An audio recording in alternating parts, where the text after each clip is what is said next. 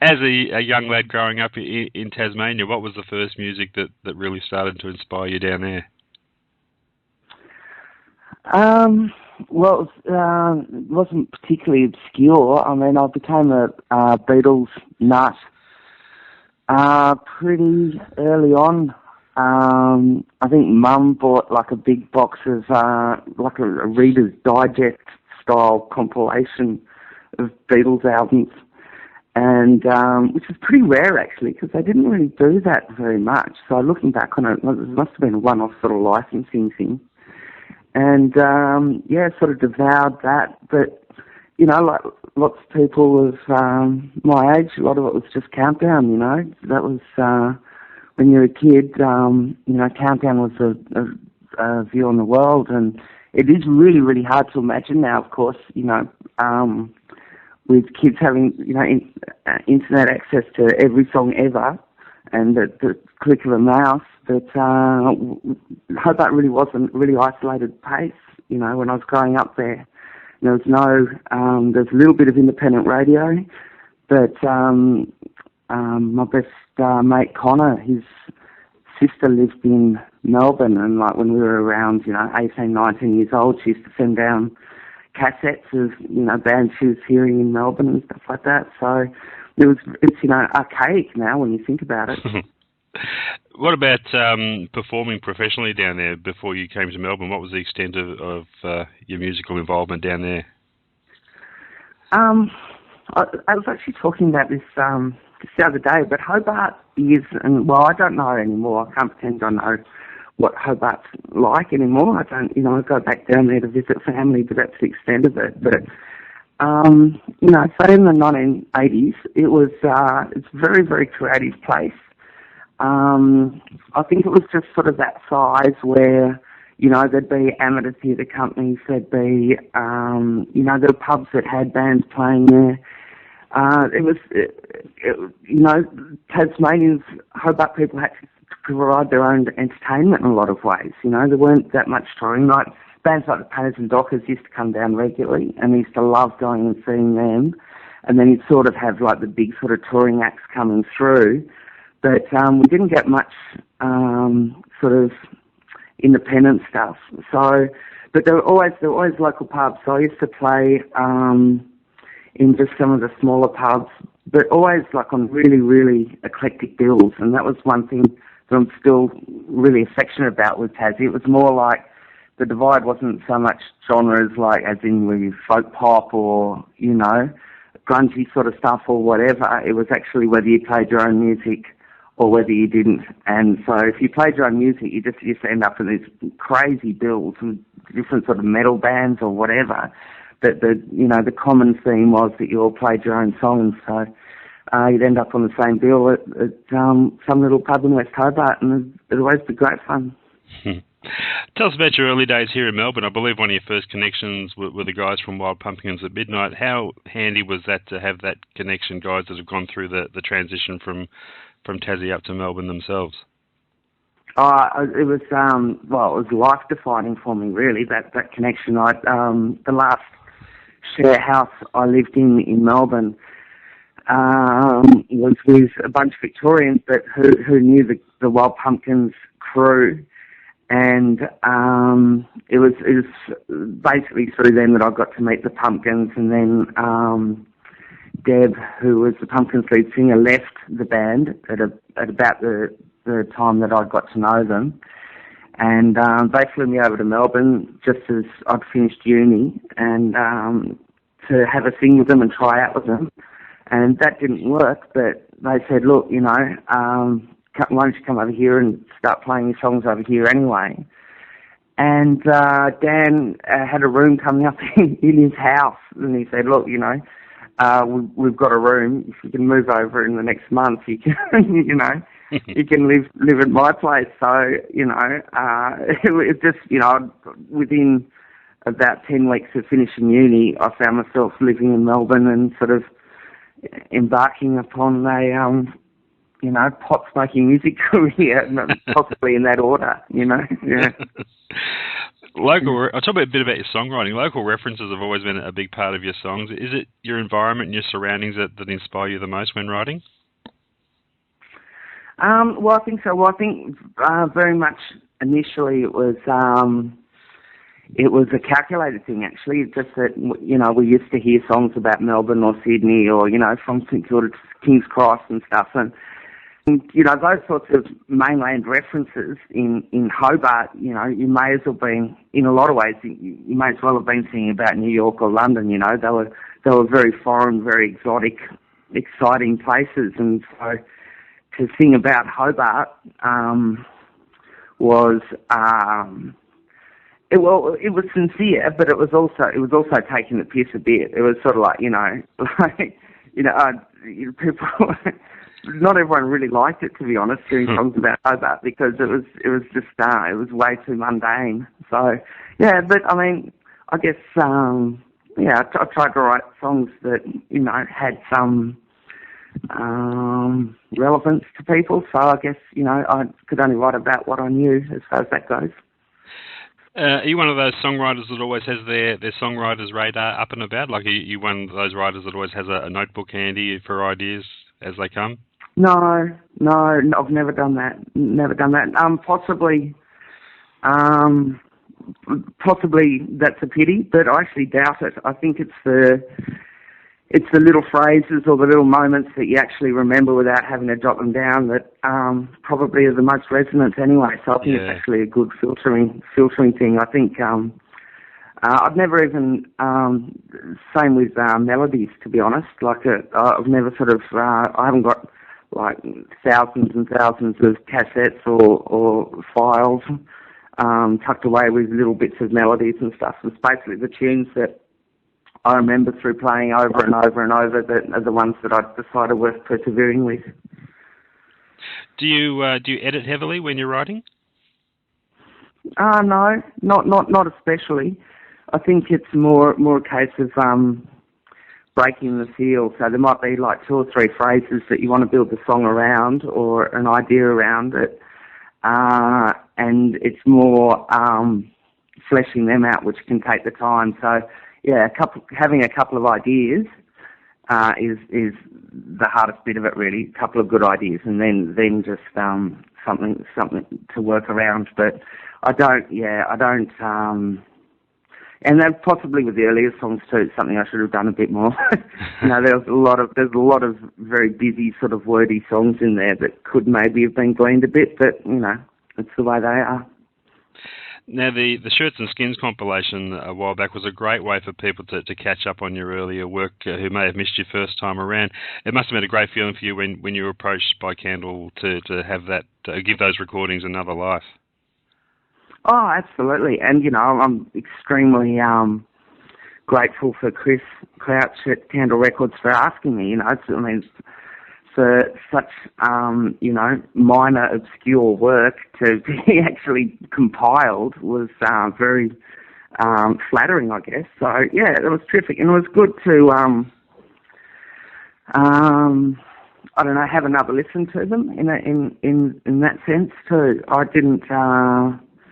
I'd never sort of listened to them as something that might, it never even occurred to me that those sort of recordings from different sessions or whatever could sit next to each other on one compilation. So, yeah, it's I think it's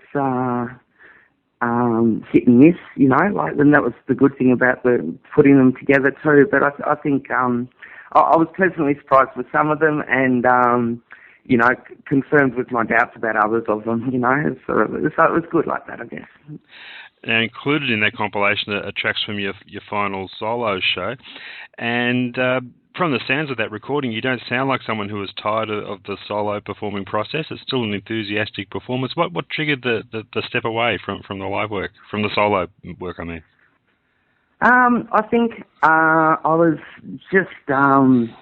As much as anything, it was I wanted to draw a line, I think, under that. I think I knew I was always going to keep writing songs and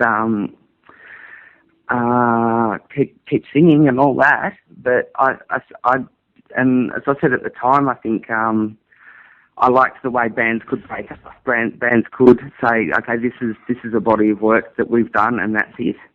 And I think I wanted to do that as a solo performer in a way. And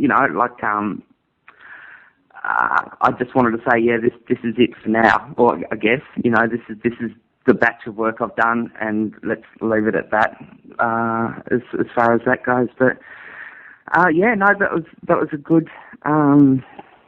It was a good time, and it was never actually playing, and it's still the same. It's never actually playing a gig that I find terribly tough or too challenging. But it's the build up to it. I always I dread the day of a gig. I'm always utterly miserable and do not enjoy it at all. And I think I played a lot of gigs in say the 6 years leading up to finishing up, and I just used to get really, really nervous and unhappy about it and stuff. So it was like, I think I'll just stop that now. And that was the great thing about playing with Ruck Rover too, was that it was definitely sharing the load as far as that sort of anxiety went. So I didn't feel the same sort of pressure at all and enjoyed it much more.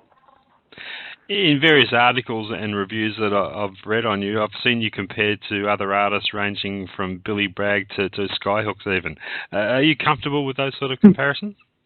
I've read Skyhooks before, with like Shirley or Red. I think it might have been probably to do with the local references in your songs, I guess. Yeah. Yeah. No. Well, I mean, Billy Bragg was a great performer. I liked him, but when I was at that last share house that I was living in when I was first starting to write songs and stuff in Hobart.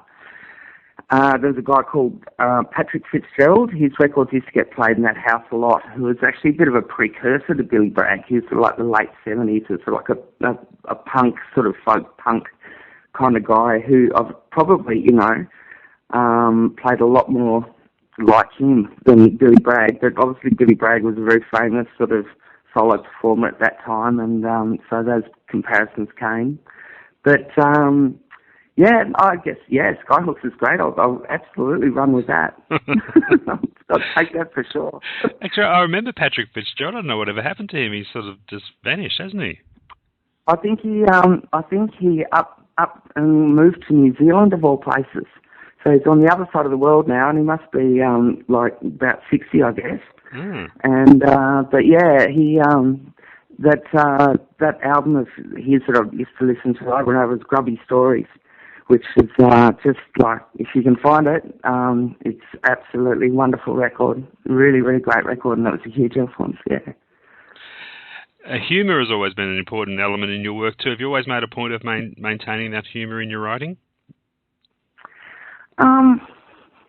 Yeah, I guess so. I think it's a curse because everyone hates a funny song, for some reason.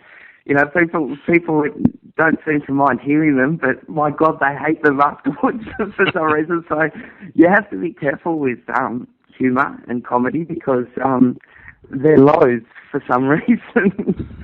And I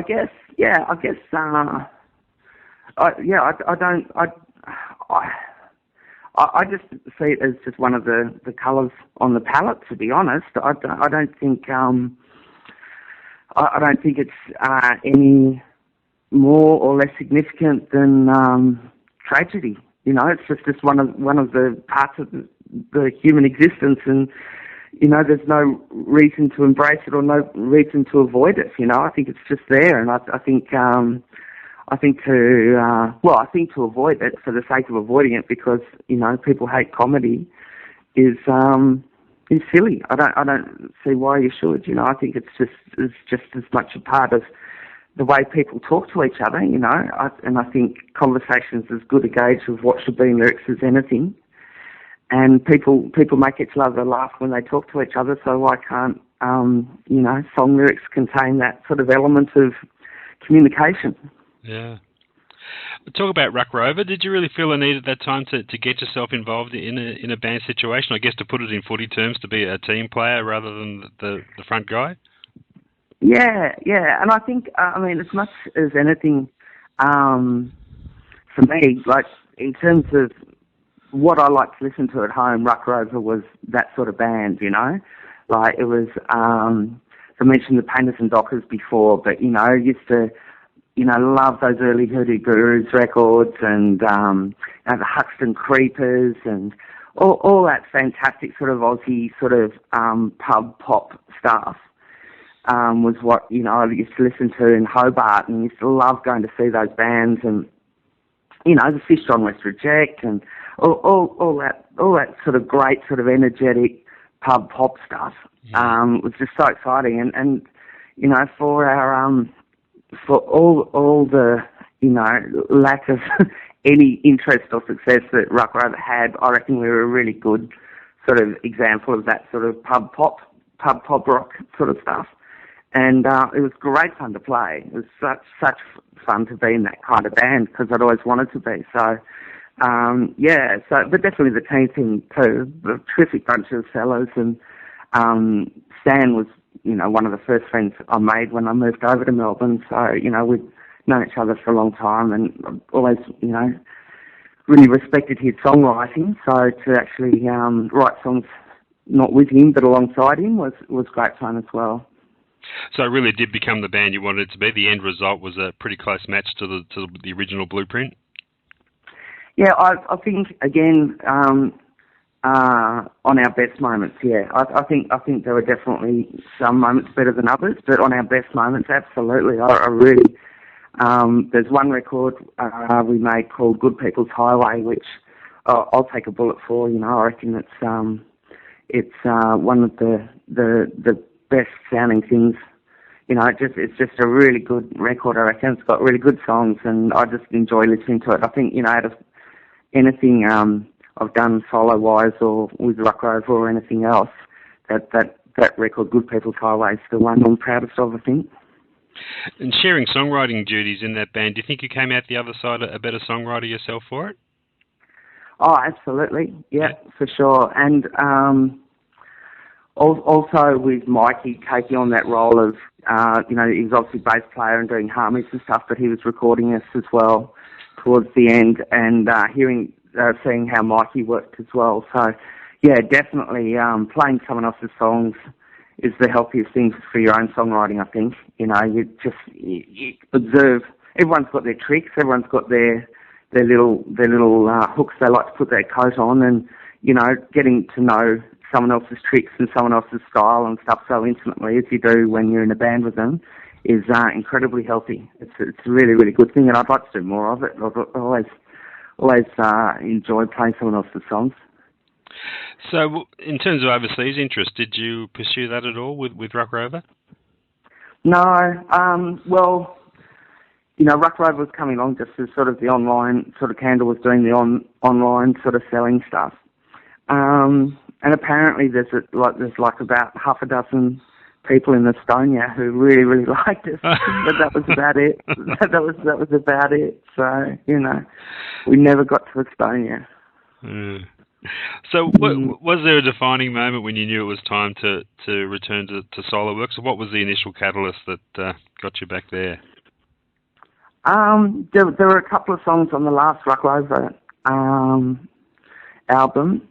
No Hints, No Clues, No Lies, and there are a couple of acoustic songs on that, which I basically just recorded with Mikey and, you know, Stan's involvement as well, but they were very acoustic sort of songs and weren't sort of typical Ruck Rover songs. And then I started writing a batch of songs quite quickly after that, and it was more of that sort of acoustic style again. So it was actually just having the right songs for it, really, to be honest, yeah. So there were songs on the Zone 1 CD you think that may not have worked as well within the makeup of Ruck Rover? Yeah, or they just weren't really Ruck Rover songs. Yeah. You know, they weren't that sort of pub rock pop stuff, really. They were sort of more folky, and probably some of them were more folky than even when I was doing my solo stuff, because even though I was a solo acoustic performer, a lot of those songs were really, really, you know, they were band band rock and roll songs, but they were just sung live, solo, you know, and there was a lot of shouting on those early records and all that sort of stuff, whereas the Zone 1 one was very much a folky pop album, yeah. And I believe the initial plans for Zone 1 was for it to be an EP. When did it become apparent that there was a bit of a creative spurt happening here and you had more on your hands than what you initially thought you were going to have? Well, it's one of the strange things, like the best way to start writing songs is to go into a studio and say, I'm going to record a bunch of songs for some reason. I think it's... and it always ends up being the last ones you write and tend to be your favourite because they're freshest and all that sort of stuff. So it was basically, as I was recording Zone 1, we were doing that intermittently. Like Mikey worked that recording around his other obligations and all that. So we were putting that album together over a few months, and then I was just writing more and more songs during that time, and it was like, well, we can easily stretch it to an album. And it was good. I'm really glad we did too. It was good to have it as a more complete body of work, I think. And just before I let you go, Rob, what are you up to these days, and what are the upcoming plans? Anything recording-wise we can look forward to?